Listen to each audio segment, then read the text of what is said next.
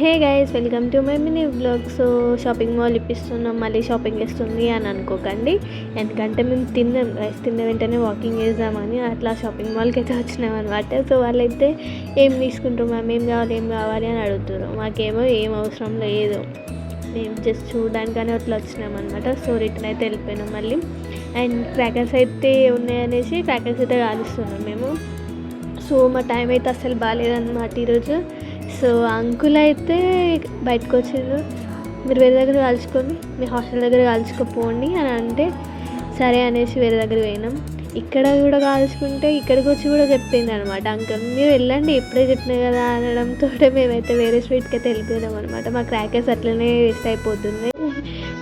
So ఇవి waste చేయడం ఎందుకనేసి చిన్నపిల్లలకి ఇస్తే వీళ్ళేమో చూడండి ఎట్లా వేస్తున్నారో.